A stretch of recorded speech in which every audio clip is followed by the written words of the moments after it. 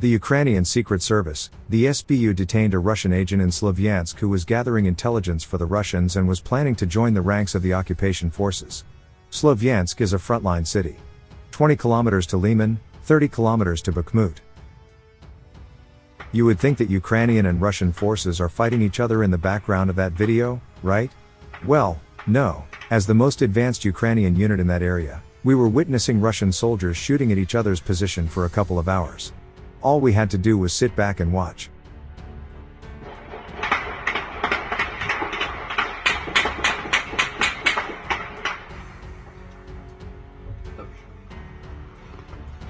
And Russians are not so useless in Ukraine.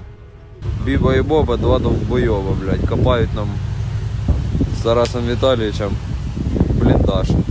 This are night strikes on Russian troops in Bakhmut area.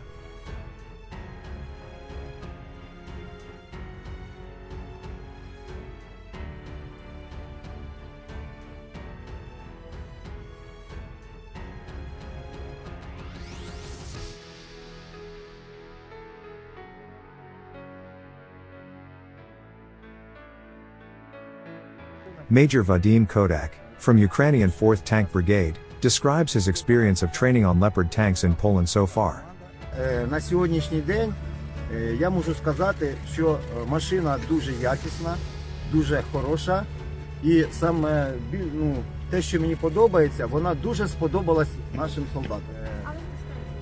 Я думаю, що цього терміну, який нам визначений, буде досить для того, щоб освоїти дану техніку. Всі мої солдати, також і я особисто, ми приїхали з Східного фронту, Донецьк-Луганськ, безпосередньо з району бойових дій. Тобі ж нас не було багато часу, тобто нам поступила команда і буквально 2-3 дні і ми вже були в Польщі.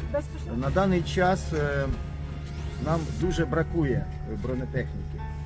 І я сподіваюся, що коли ми прийдемо з цією технікою на передову, вона врятує дуже багато життів нашим солдатам, а також приблизить нас до перемоги. Мені на сьогоднішній день 57 років, і я вже давно на пенсії, але в перший день війни я прийшов добровольцем і пішов на війну. Thanks for watching, and don't forget to subscribe. Also, if you want to support Warthog Defense, please become our member and get early access to new videos, exclusive members-only videos, and become administrator in comment section. The membership link is in the description. Rescues every day. We had a guy last week, it's 6 rescues in 6 days. You know, he's doing the job every day.